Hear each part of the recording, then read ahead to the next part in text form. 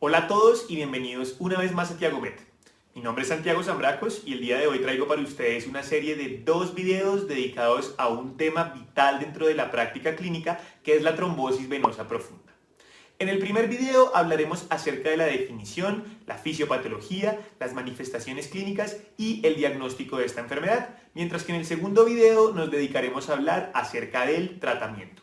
Suscríbete a nuestro canal y dale click en la campanita para recibir notificaciones de cuando subamos nuevos videos, y también puedes seguirme en mis redes sociales de Facebook y de Instagram para no perderte de ninguna novedad. Sin más, vamos a estudiar.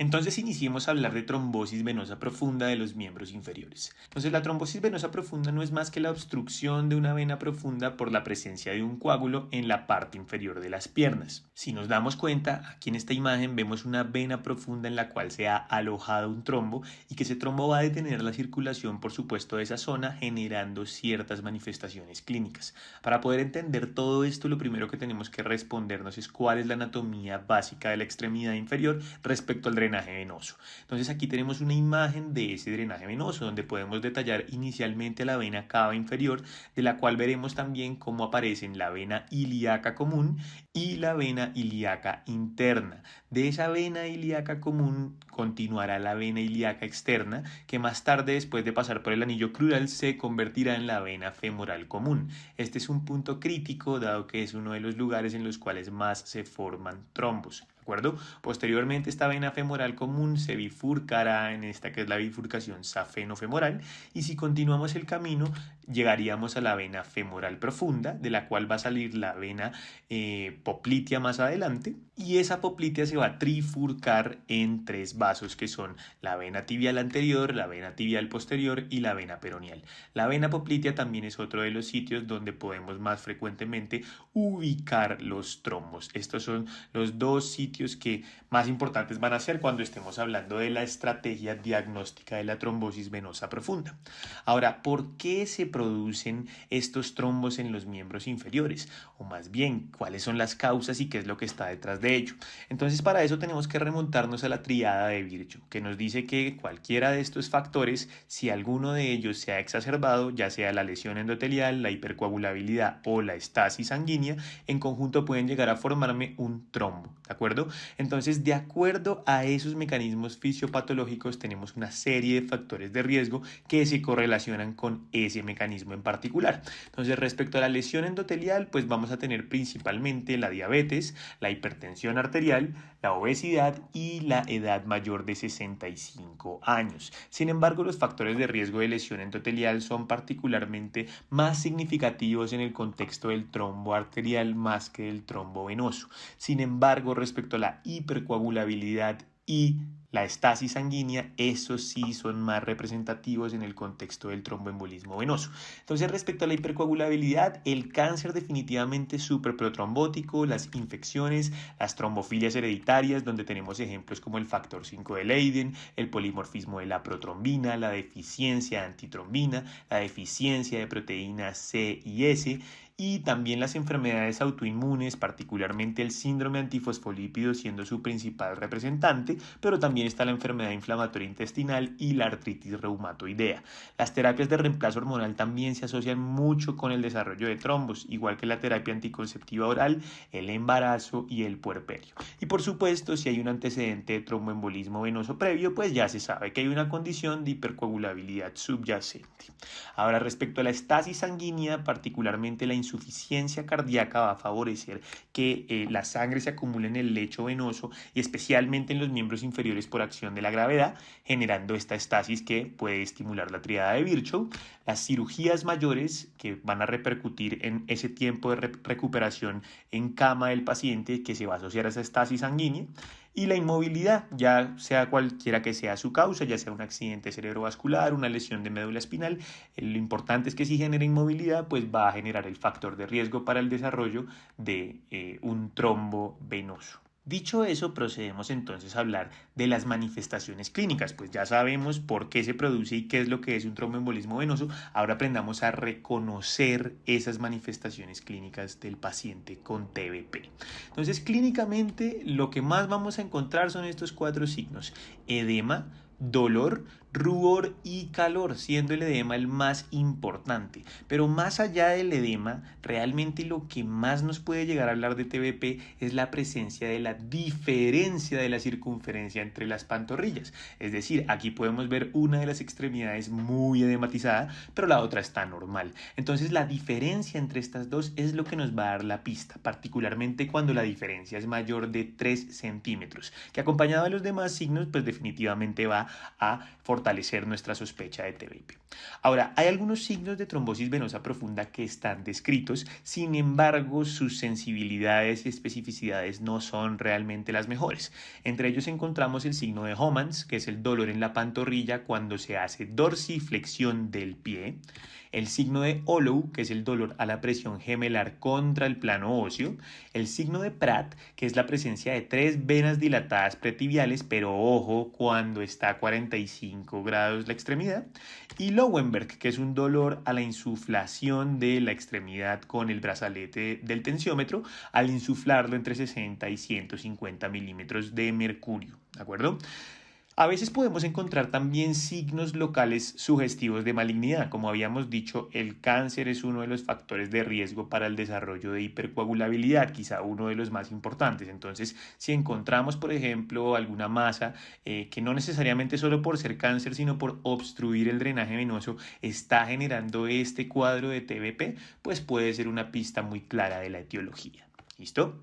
Ahora, una de las complicaciones más importantes de la TBP clínicamente se puede manifestar de la siguiente forma: la trombosis venosa isquémica. Y es que resulta que si la circulación venosa está lo suficientemente obstruida como para comprometer el flujo sanguíneo, eventualmente toda la sangre va a quedar acumulada corriente atrás y no se van a poder oxigenar correctamente los tejidos, razón por la cual se va a desarrollar isquemia.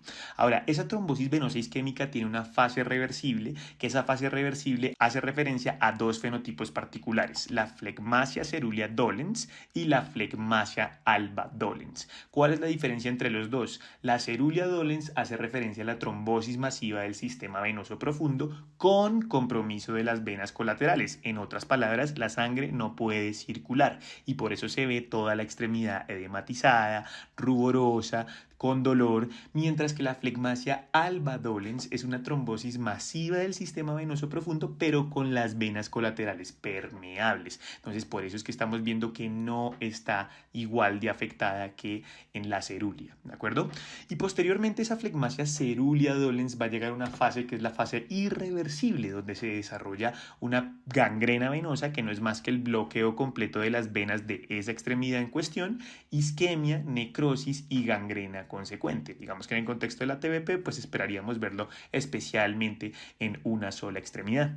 Tenemos también otro fenómeno clínico que es el síndrome de May-Turner, pero este síndrome de May-Turner no se produce particularmente por estos factores de riesgo que habíamos hablado previamente, sino porque el paciente ya viene congénitamente con una compresión de la vena iliofemoral izquierda usualmente por la arteria ilíaca común derecha contra el cuerpo vertebral. Entonces, si nos damos cuenta, aquí esa arteria ilíaca está oprimiendo a la vena iliofemoral izquierda, lo que no permite que se haga el drenaje correcto y se acumula toda la sangre, lo que además va a facilitar que ante la estimulación pulsátil de la arteria ilíaca común se irrite el endotelio de esa vena, conduciendo a que se formen trombos y bandas fibróticas. Entonces es especialmente ese cambio del flujo, esa generación de flujo turbulento por el pulso de la arteria ilíaca, lo que va a hacer que en la vena iliofemoral se desarrollen trombos que obstruyan la circulación.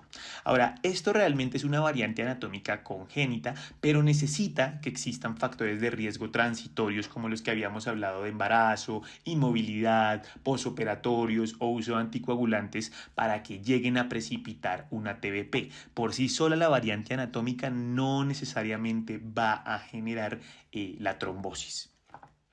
Ahora que ya entendemos esas manifestaciones clínicas, entonces hablemos de cómo vamos a abordar ese paciente que tiene esas manifestaciones clínicas y en quien yo sospecho que puede tener una TBP. Entonces, ¿qué hago si llega un paciente con manifestaciones sugestivas de TBP?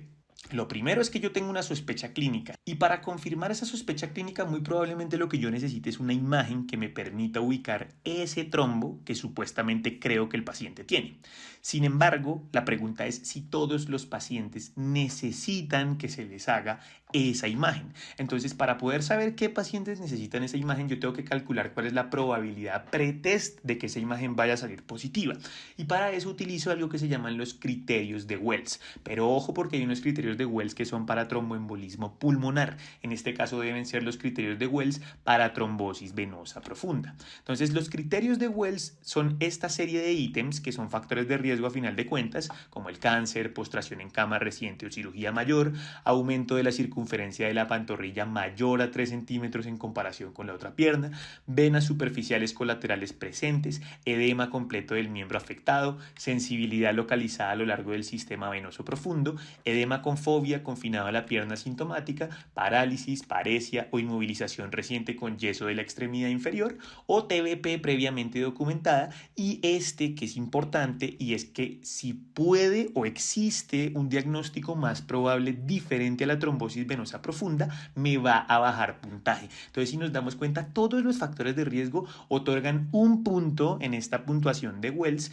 pero si hay algún diagnóstico que sea más probable diferente a la TBP, nos baja 2 puntos de una vez en estos criterios. Entonces, la probabilidad clínica se puede dividir en 3 posibilidades: baja, moderada o alta de acuerdo al puntaje. Entonces, de -2 a 0 va a ser baja, moderada va a ser de 1 a 2 y alta va a ser mayor a 3. Entonces, si bien los criterios de Wells nos otorgan una estrategia para poder tratar de ver qué pacientes pueden tener la imagen positiva, al final no son tan excelentes para hacer esta tarea, dado que los pacientes que quedan con una probabilidad baja de todas formas tienen un 5% de poder tener una TBP. Entonces, ¿cuáles son las conductas que vamos a tener con respecto a ello?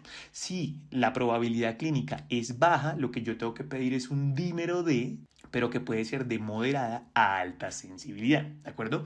Pero si lo que yo tengo es una probabilidad moderada, que es un puntaje de 1 a 2, eso me da una probabilidad de que el paciente tenga una TBP del 17%. Entonces yo le pido un dímero D de alta sensibilidad.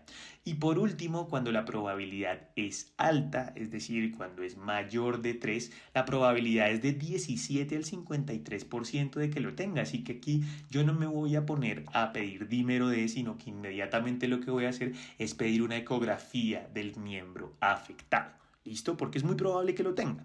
Ahora, solo debe aplicarse estos criterios de Wells en pacientes en que yo considere que puede tener la sospecha de TBP, ¿sí? No, si no tiene sospecha de TBP, yo no tengo por qué aplicar esto, ¿de acuerdo? Y eso lo llegué a concluir gracias a una historia clínica y un examen físico detallado. Ahora, hay que decirlo, la TBP no se puede excluir utilizando solo la puntuación de Wells, especialmente en los pacientes hospitalizados, que es donde la evidencia cae más. En los pacientes ambulatorios, digamos que es un poco más fuerte su evidencia. Entonces, dicho esto, si la TBP es de probabilidad baja o intermedia, pues ya sabemos que lo que vamos a hacer es solicitar un dímero D. ¿Y qué es esto del dímero D? Entonces, el dímero D resulta que es el producto que aparece después de que un coágulo se degrada, ¿de acuerdo? Por la fibrinólisis. Entonces recordemos que la fibrinólisis es que esa malla de fibrina que está estabilizando los coágulos comienza a degradarse y sus productos de degradación no son más que el dímero D. Entonces la presencia de un dímero D me va a estar hablando indirectamente de que hay una presencia de un coágulo que se está degradando. ¿Listo? Ahora, el dímero D no se debe utilizar sin haber hecho una evaluación de la probabilidad clínica previamente, ¿de acuerdo? O sea, si yo pedí un dímero D fue porque clínicamente y con el puntaje de Wells llegué a la conclusión de que lo necesitaba. Ahora, el dímero D tiene una sensibilidad alta, pero tiene una especificidad baja y su valor predictivo negativo es de hasta el 92%. Eso quiere decir que si mi paciente llega a tener un dímero D negativo, es casi imposible que tenga una trombosis venosa profunda. Y va con toda la lógica de qué es el dímero D, ¿no es cierto? Entonces, ¿cuál es el punto de corte que vamos a usar para este examen? El punto de corte va a ser, si es menor a 500 nanogramos mililitro, descartamos la TBP, pero si es mayor a 500 nanogramos mililitro, debemos solicitar una ecografía del miembro afectado. Hay quienes hilan un poco más fino y sugieren que deberíamos ajustar el dímero D según la edad. Entonces, en pacientes que sean mayores de 50 años, se multiplica la edad por 10 microgramos por litro. Y ese ajuste va a mejorar en un 9.5% la especificidad de este dímero D, que como sabemos, pues viene siendo baja. Entonces, no sobra hacer esta medida del ajuste por edad. ¿Listo? Entonces, una vez hemos pedido el dímero D, si nos sale negativo, ya sabemos que la TBP está descartada. Pero si sale positivo, debemos solicitar entonces una ecografía del miembro inferior afectado. Ahora, si lo que tenemos es una TBP de alta probabilidad según los criterios de Wells y según nuestra sospecha clínica, pues ahí no nos vamos a poner a pedir dímero D, sino que de una vez vamos a pedir la ecografía del miembro inferior afectado. Entonces, hablemos un poco de esa ecografía. ¿Cómo es esa ecografía? ¿Qué es lo que busca? Entonces, esta ecografía se llama ecografía de compresión con Doppler. ¿Listo? Entonces, a veces se puede hacer sin Doppler, pero normalmente cuando se pide el examen formal hacen todo el proceso, ¿de acuerdo? Entonces, mediante técnica de ultrasonografía, que es lo mismo que decir ecografía, vamos a observar el miembro afectado buscando estos tres hallazgos. Número 1, falta de la compresibilidad venosa. Es el hallazgo más importante. Segundo, la visualización directa del trombo con dilatación venosa. Y tercero, el flujo sanguíneo anormal en el Doppler a color. Entonces, vamos a evaluar el primero de ellos, que es la falta de compresibilidad venosa. Entonces, hay realmente varias formas de evaluar esta compresibilidad de las estructuras venosas y para ello tenemos a la prueba de 2 puntos, que la prueba de 2 puntos solo busca evaluar a la vena femoral común y a la vena poplitea, pero también podríamos hacer un examen de toda la pierna si tenemos dudas. Eso se llama la prueba de la extremidad completa. Entonces ahí vamos a evaluar la femoral común, la bifurcación safena, la femoral profunda, la femoral superficial, la poplitea y la trifurcación poplitea. ¿Listo? Entonces, si nos damos cuenta, aquí estamos viendo cómo se hace esa ecografía. La hacemos en la vena femoral común y la hacemos en la poplitea. Entonces, aquí podemos ver que cuando no estamos generando compresión, pues los vasos se ve perfectamente cómo fluyen y etcétera. Pero cuando se hace la compresión, los vasos que son venosos deben colapsarse porque sus paredes no son fuertes, no tienen una pared vascular lo suficientemente fuerte como para no colapsar. Entonces colapsan y eso sería lo normal. Pero si yo tengo una vena femoral que está trombosada, el trombo no va a permitir que cuando yo aplique la fuerza, la vena colapse. Entonces hablemos primero de la prueba de los 2 puntos. La prueba de los 2 puntos pretende evaluar a la vena femoral común y a la vena poplitea. Veamos entonces estos videos, cortesía del canal Geek Pocus, muy recomendado, muy útil para esta materia, en donde se aprecia claramente cómo se evalúan estos vasos. Entonces aquí, ¿qué es lo que estamos viendo? Estamos generando una presión en la vena femoral común, y lo que ocurre es que cuando hago la presión colapsa esa vena femoral común. Si yo tuviese un trombo, pues no colapsaría y permanecería del mismo tamaño. Ahora, cuando yo lo hago en la poplitea, si se dan cuenta, pues yo tengo que hacerlo es con la pierna ubicada de una forma diferente. Dense cuenta que aquí estamos poniendo el transductor detrás de la rodilla, justo en el pliegue posterior en donde va pasando la vena poplitea. Entonces, ¿qué es lo que nosotros vemos? Pues vemos que cuando se hace la opresión con el transductor, colapsa la vena poplitea. Si hubiese un coágulo, pues no podría colapsarse, ¿de acuerdo? Esa es la prueba de 2 puntos. Ahora, nosotros podemos hacer también la prueba de toda la extremidad, sin embargo, eso va a requerir más tiempo. Usualmente solo se usa la prueba de 2 puntos.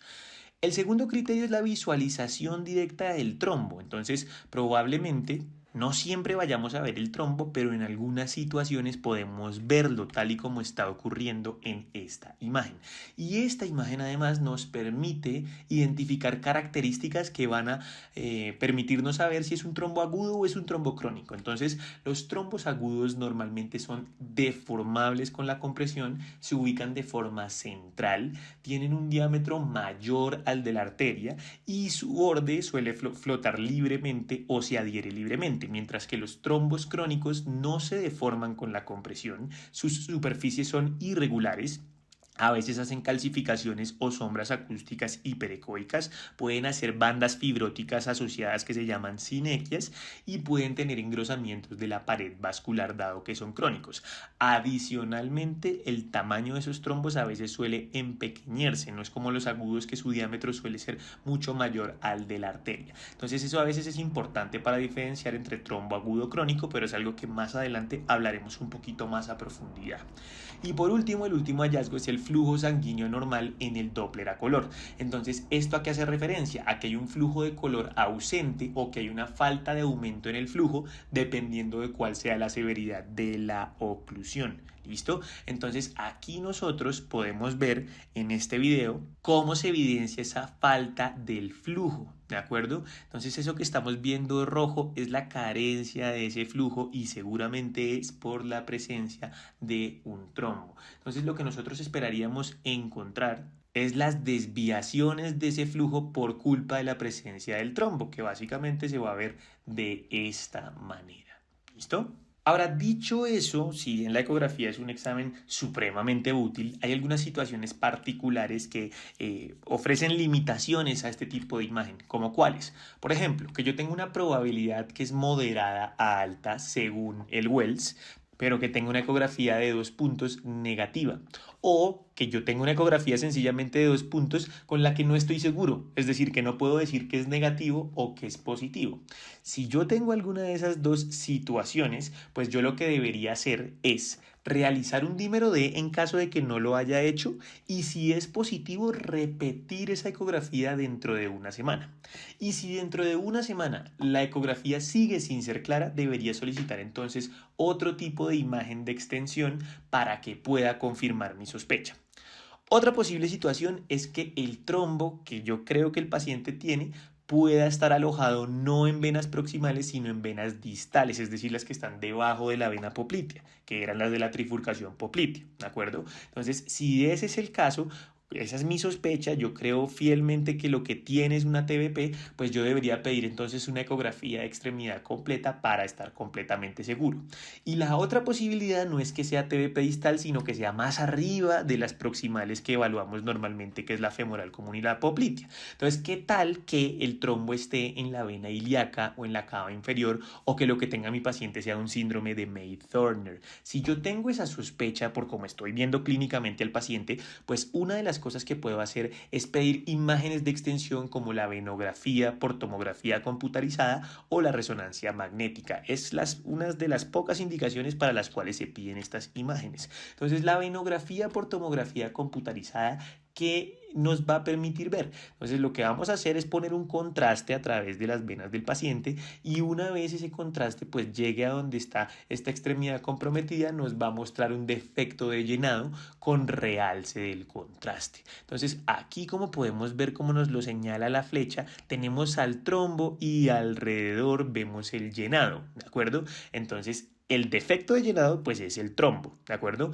Aquí también lo podemos ver en este corte axial, podemos ver la presencia de ese trombo y alrededor un poco de llenado, similar a lo que pasa en tromboembolismo pulmonar con el Polo-Mind sign, ¿de acuerdo? Entonces, no se suele realizar realmente este tipo de imagen rutinariamente por las complicaciones que otorga asociadas al contraste, diferente a lo que pasa, por ejemplo, en TEP, que la estrategia gol estándar es el angiotac, ¿sí? Aquí no, aquí realmente con la ecografía es suficiente.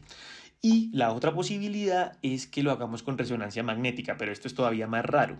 ¿Qué veríamos en una resonancia magnética? Muy parecido, de defectos de llenado con realce del contraste. Entonces aquí podemos ver muy claramente el trombo, aquí también lo vemos muy claramente y alrededor podemos ver un poco de llenado y el realce característico de ese contraste. Sin embargo, la resonancia no se suele usar rutinariamente, pero muchas veces pasa que incide incidentalmente en el estudio de otras patologías. Por ejemplo, no sé, le están estudiando una patología de rodilla, le encuentran la presencia de los trombos en la resonancia, ¿sí? Entonces, eso puede pasar. Ahora, otra de las cosas que puede pasar es que el paciente ya haya tenido una trombosis venosa profunda en el pasado y acuda nuevamente por la misma clínica y porque sigue teniendo los síntomas, entonces, o porque le empeoraron, y entonces en ese caso, si yo sospecho una recurrencia, es decir, si yo sospecho que se volvió a formar un nuevo trombo, ¿yo cómo puedo distinguir que eso que tiene el paciente es nuevo y no es el mismo trombo que tenía antes? Entonces, para poder yo saber si es una trombosis aguda, tengo que evaluar tres aspectos principales. El primero de ellos es ver la compresibilidad de alguno de los segmentos venosos que antes estaban sanos. Si yo veo que un nuevo segmento no es compresible, pues entonces eso es una trombosis aguda. Pero si todos los segmentos que previamente estaban sanos son compresibles, pues no es una trombosis aguda según este criterio. Segundo criterio, aumento en el diámetro venoso en comparación a una ecografía previa. Entonces, si yo tengo que el diámetro venoso de esta región que estoy evaluando aumentó más de 4 milímetros, eso definitivamente es una trombosis aguda. Si está de 2 milímetros a 4 milímetros, sería una ecografía no diagnóstica, es decir, indeterminada. No sé si sí o si no. Pero si el aumento en el diámetro venoso fue menor de 2 milímetros, sería negativo para trombosis aguda.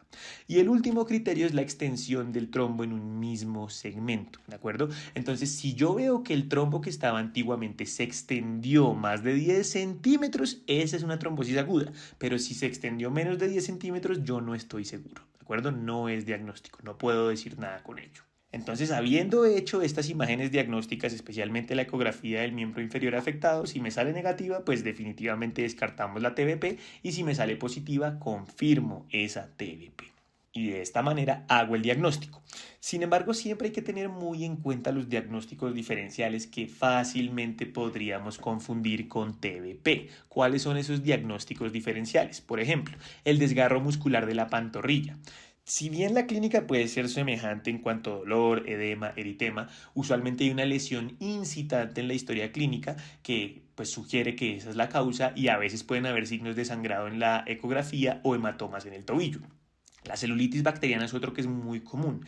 Este a veces suele tener signos de respuesta inflamatoria sistémica como fiebre, diaforesis, escalofríos, que son mucho más propios de una infección, ¿de acuerdo? La tromboflebitis superficial, pero esta se presenta con venas superficiales que son palpables y dolorosas a la palpación, ¿de acuerdo? El linfedema. El linfedema suele ser mucho más crónico que la TBP y a menudo suele tener antecedentes o de cirugía pélvica o neoplasias malignas que están comprimiendo el drenaje linfático o antecedentes de radioterapia.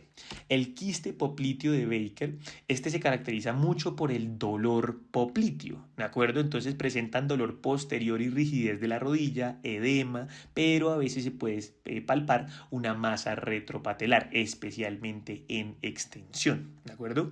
Y por último, el edema por medicamentos, particularmente por los medicamentos calcioantagonistas de tipo dihidropiridínicos, como por ejemplo el amlodipino, o la falla cardíaca, en donde las manifestaciones de este edema suelen ser bilaterales y los signos de eritema, rubor y calor no suelen estar presentes. Y de esta forma haríamos todo el abordaje clínico y diagnóstico de una trombosis venosa profunda.